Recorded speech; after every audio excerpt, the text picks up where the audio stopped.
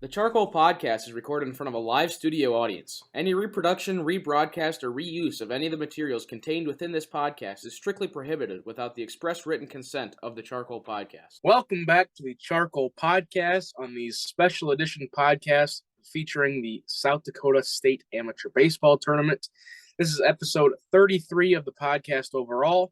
Today we'll be recapping round 2 of Class B, recapping the entirety of the Class A tournament so far, talking about the bracket challenge, and then previewing the quarterfinals. Yeah, Cole, couldn't be more excited to get into this. We had a pretty wild round 2. Sweet 16 rounds are over. We're getting on to the quarters tonight. It should be a fun one at Cadwell, as well as Class A moving in as well. Can't wait to get into extremely hot and heavy baseball for the next 3 days. So it should be pretty fun. Look forward to it. We'll be right there with Live Ticket 605 Sports through it all. And you can find everything on 605 Sports. Everything's there for you and your convenience. So, Cole, let's get into it. Here we go. Absolutely. The first game of round 2 featured the Garrettson Blue Jays defeating the Madison Broncos 11-1 in 8 innings. For Garrettson, Joey Fitzgerald went the distance, pitching 109 times, scattering 4 hits and 1 run on 7 strikeouts. Jesse Brockhouse went 2 for 4 with 2 doubles and 3 RBI, and Scott Splett went 1 for 3 with a single and 2 RBI. For Madison, Aspen Dahl started for him. He pitched 5 innings, scattering 7 hits, 4 runs on 3 strikeouts and 7 walks, and he took the loss. Mitch McNary and Brock Minart combined for 2 2/3 innings, scattering 5 hits and 7 runs. Ty Jorgensen went 1 for 3 to plate with a double, and Josh Giles had the lone RBI for Madison in that game. Madison scores their 1 run in the 8th inning, 1 run on 4 hits and 2 errors. Garrison scores 1 in the first, 1 in the second, 2 in the 4th, and 7 in the 8th for their 11 runs on 12 hits and an error. Yeah, Cole, not surprising. We called this one. We said, hey, Garrettson's going to be pretty good, and this was the exact score we figured, Not very surprising in our books. Madison had a pretty easy first-round matchup against Plankton Gold Sox. DeVries had a good night on the mound for the Gold Sox, made Madison look rather tough. I don't know, not surprising for us. Fitzgerald had a heck of a night on the mound. He looks pretty good. The Blue Jays are dancing. And then in the nightcap, we had the Mount Vernon Mustangs defeating the Milbank Fire Chiefs 3-2 in an excellent ball game. For Mount Vernon, they were led by Luke Teasler on the mound. He went the distance on 141 pitches, scattering 4 hits, allowing 2 runs on 4 strikeouts and 5 walks. Spencer Negebauer went 2 for 4 with a single and a triple, and he scored 2 runs. Chase Hetland went 2 for 4 with 2 singles and the go-ahead RBI single in the 8th. For Milbank, Dom Berger took the loss on the mound. He went the full 8 innings, pitched 128 times, scattered 7 hits, 3 runs, and 17 strikeouts. Taylor Berger, Lance Frogner, Caden Krause, and Justin Larson went 1 for 4 at the plate for Milbank. Milbank scores 2 runs in the 3rd for their 2 runs on 4 hits and 1 error.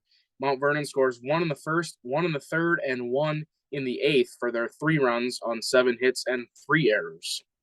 Yeah, Cole, this one was down to the wire. We both picked Milbank to win that game, but it was really close. Dom Berger did his thing on the mound with 17 strikeouts. It was a pretty well-rounded game from both sides. Mount Vernon's bats are hot, and look out, because tonight they take on the Garrettson Blue Jays. But I'll tell you what, the bats of Mount Vernon are hot right now, and Spencer Negebauer is going for MVP of the tournament, is what it is he is having a fantastic tournament so far at the plate and on defensively in the outfield too. He's made some extremely nice plays for himself. The Mustangs continue to dance. Absolutely. Continuing with another round of good games here. Really all of these games except for the first one was down to the wire and really good. This game 3 of round 2, featured the Alexandria Angels defeating the Platte Killer Tomatoes 4-3. For Alexandria, they started Tyson Gow on the mound. He pitched 7 innings, scattering 7 hits and 3 runs with 5 strikeouts. Jed Schmidt went 2 innings, scattering no hits and no runs, 4 strikeouts, and he recorded the win. Jordan Gow went 3 for 5 at the plate with 2 doubles and a single. and 2 runs batted in, and the go-ahead 2 RBI double in the ninth, the 1 RBI double in the ninth. Tyson Gow went 2 for 3 at the plate with 2 singles, and he scored 2 runs.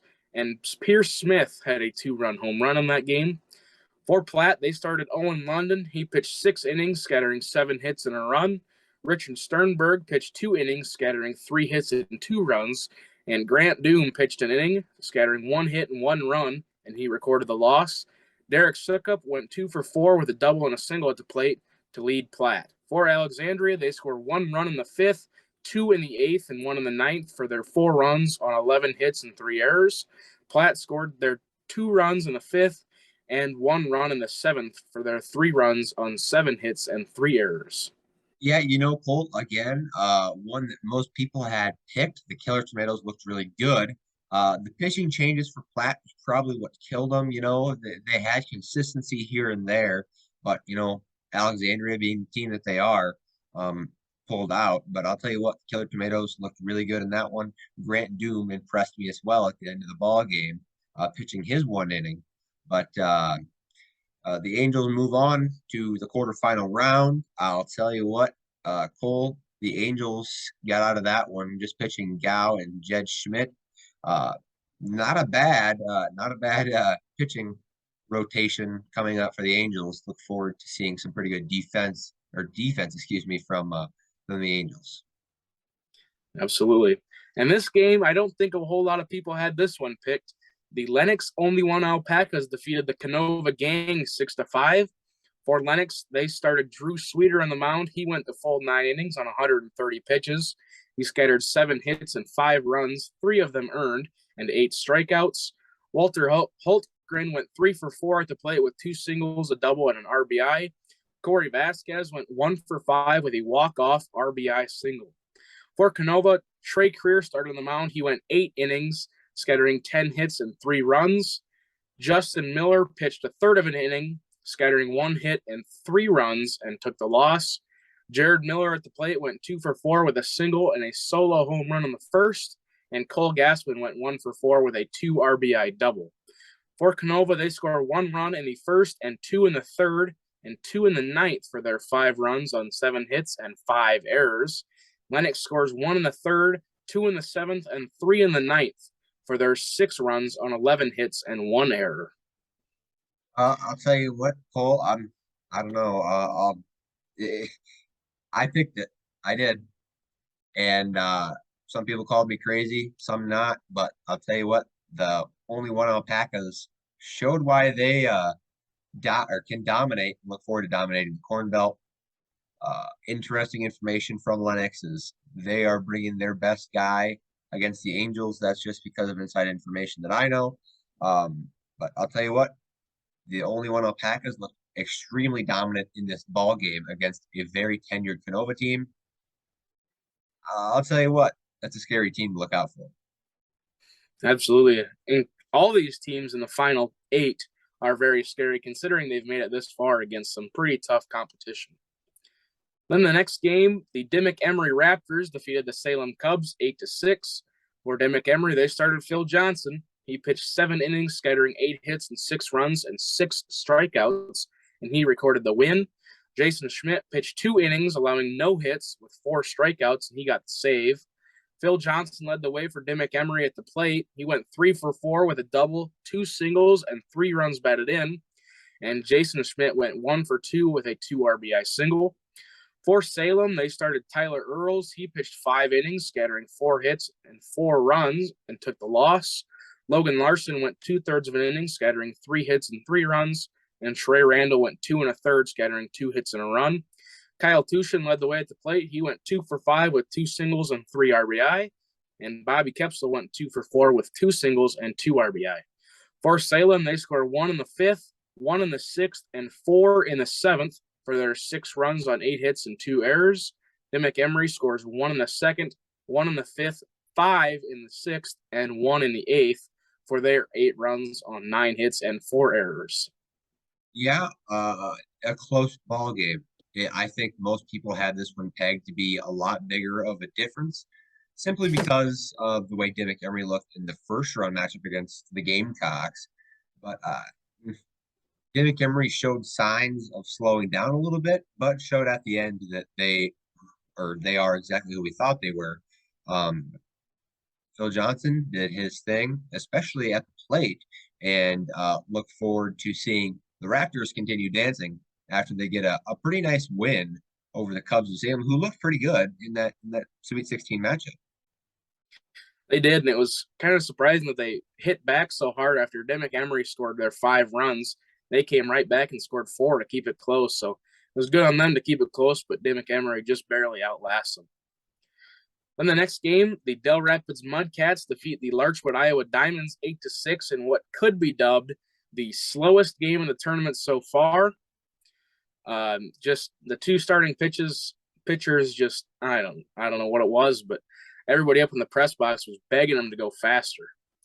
Chris Regas started for Del Rapids. He pitched 7 innings, scattering 5 hits and 5 runs and 10 strikeouts in the win. John Spaeth went 1 1/3, scattering 4 hits and a run, and Dalton Lanen went 2/3 of an inning, no hits, no runs, 2 strikeouts. Mark Abrahamson went 1 for 4 with a 3-run home run. Trevor Frutenthal, Dalton Lanen, and Weston Hansen all had RBI singles for Del Rapids. For Larchwood, they started Brian Weedy. He pitched 6 innings, scattering 5 hits, 8 runs, 6 of them earned, and took the loss. Trevor Ranke and Luke Hughes combined for 2 innings pitched, allowing no hits and no runs. Cody Grosskritz went 2 for 5 with a single, double, and 3 RBI.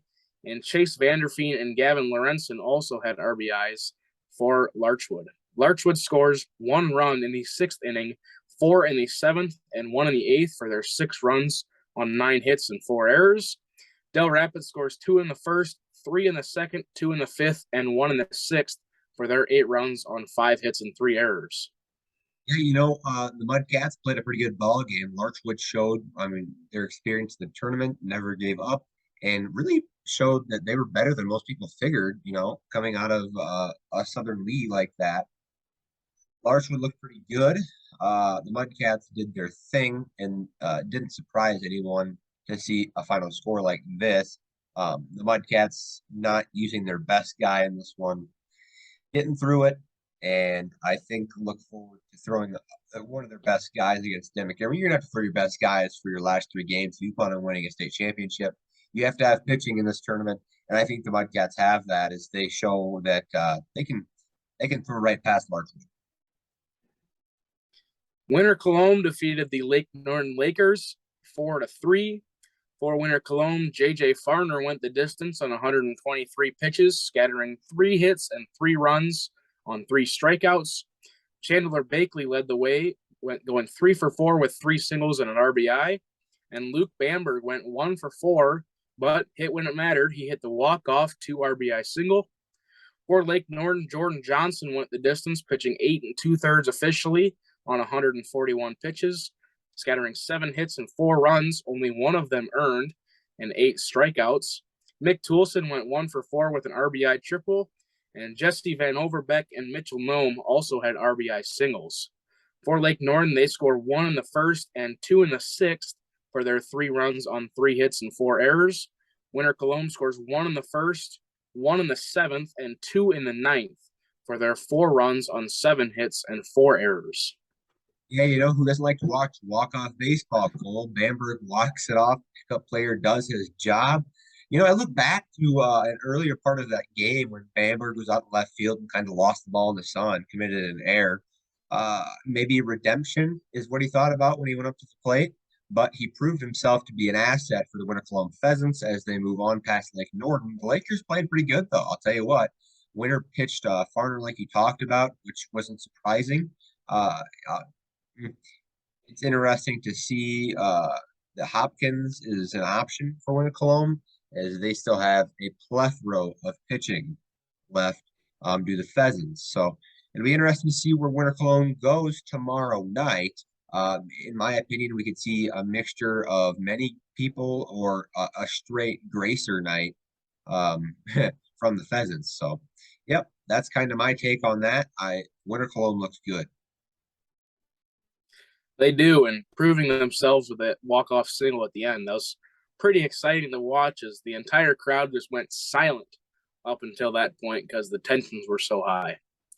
And the round two nightcap, or the cap of round two, excuse me, the Kimball White Lake Nationals defeat the Flandreau Cardinals 2-1. Zach Wallner went the distance for Kimball White Lake on 138 pitches, to nobody's surprise. He scattered 4 hits, 1 run, and 10 strikeouts. Seth Kirsch went 2 for 3 at the plate with 2 singles and an RBI. And Kelly O'Brien, the pickup player from Cologne, went 1 for 3 with a single. For Flandreau, Jordan Gessling went the distance on 122 pitches. He scattered 3 hits with 2 runs and 8 strikeouts. Grant Heeb went 2 for 4 with 2 singles, and Mitch Foster went 1 for 4 with an RBI single. Kimball White Lake scores 2 runs in the third for their 2 runs on 3 hits and 1 error. Flandreau scores 1 run in the 9th inning for their 1 run on 4 hits. Yeah, I'll tell you what, Kimball White Lake gets past Flandreau, very surprising. I would say if I were to ask Jody, I should ask him tonight, how many people had Kimball White Lake winning the percentage of this one? Very few, I would say. But I'll tell you what, Kimball White Lake, the Nationals are still dancing. That's because of the rubber band that Zach Wallner has on his arm. I expect lots of ice from him, and to see him on the mound again against Winter Cologne. Winter Cologne's got their work cut out for them because they struggled against Lake Norton's pitching. I'll tell you what, they're going to struggle against Wallner as well if they can't get some more hits on the board. Kimball White Lake is a scary team right now. Absolutely, and a kind of joke question was asked up in the press box last night. Do you think Zach Wallner uses ice for recovery on his arm, or does he just keep it wrapped up to keep it warm for the next game? He doesn't. He keeps it warm the whole time. It's never going dormant. So that wraps up the round 2 recap. And before we get to the quarterfinal preview, let's go over the 605 Sports Bracket Challenge and kind of look at that leaderboard for a second there. So the leaderboard is up on your screen here. I'll tell you what, it's definitely a really tight race right now at the top. We have Sweets 14, K. Braun, Derek Miller, or D. Miller 14. Can't say Derek for sure. Not confirmed. We got some really tight race. V8, JD 2012, Dave Roth Fan Club at 32. And it slowly goes down the line. But Colt, talk about how good these brackets are. So this top bracket here with 36 points is actually pretty impressive because if you look at it, the first round of games was a total of 16 points possible, 1 point per game. The second round was 3 points per game, which the total possible number of points is 40. So by looking at this bracket, this means that they probably missed 4 first-round games or 1 first-round game and 1 second-round game, which is actually more likely because if you picked the team wrong in the first round, you probably had them winning in the second round too. Right. But if you can keep this pace up, these next round games are worth 5 points. So we should see quite a bit of rotation in this leaderboard as the games progress. Yeah, the big thing about this, Cole, is who you have winning. Who you have winning the championship is massive, and I'm assuming we'll get to a tie at the top or something close. So it'll be fun to see how everything pans out. I think what 605 Sports is doing is fantastic. Absolutely, and keeping them updated game by game so we can get a live look at the leaderboard is also helping as well. You get some of these bracket challenges that update them like every 3 days or something, and that's no fun. But updating them right away is quite the feature. Yes, it is. Definitely do an update after the next round is over. To stay up to date on this, you can log into 605 Sports and check your picks there. If you don't have a bracket, well, better luck next year. And why aren't you part of it now? No, it's all right. Next year, look forward to it. Bigger and better is what we're shooting for. It's already the greatest thing this year, and it's the talk of the tournament. And now we will discuss the Class A bracket as they are starting to come to Mitchell starting tomorrow on Friday. In the first round, Brookings defeated Yankton 13-6. Renner defeated the Rapid City A's 12-0. The Sioux Falls Squirrels defeated the Rapid City Diamondbacks 14-3, and the Sioux Falls Hops defeated Aberdeen Circus 2-0. In the losers bracket, the Rapid City A's defeated the Yankton Tappers 12-8, so Yankton is done, and Aberdeen Circus defeated the Rapid City Diamondbacks 13-3, so the Rapid City Diamondbacks are also done. Now in the winners bracket, round 2, the Renner Monarchs defeated Brookings 11-0, and the Sioux Falls Squirrels defeated Sioux Falls Hops 17-1.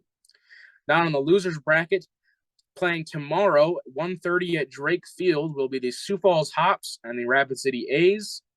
And then the game following that will be Brookings and Aberdeen Circus. Winner moves on, loser goes home. And then also playing at Cadwell Park tomorrow will be the Renner Monarchs and the Sioux Falls Squirrels. Winner advances to the championship game. And now, what you all been waiting for, the quarterfinal preview for Class B. The first game tonight, on Thursday night, will feature the Garrettson Blue Jays taking on the Mount Vernon Mustangs. Yeah, you know what, Cole? Garrettson looks pretty good. The Blue Jays are hot right now, coming out of a very, very stacked Corn Belt. They're going to be tough to get by, but the Mustangs have hot bats. That's hard to get past. If Garrettson pitches their best guy, I promise you Mount Vernon will hit him because they hit Don Berger like it was no business. It's going to be a very, very high-scoring affair, in my opinion. I feel like we might see double-digit points.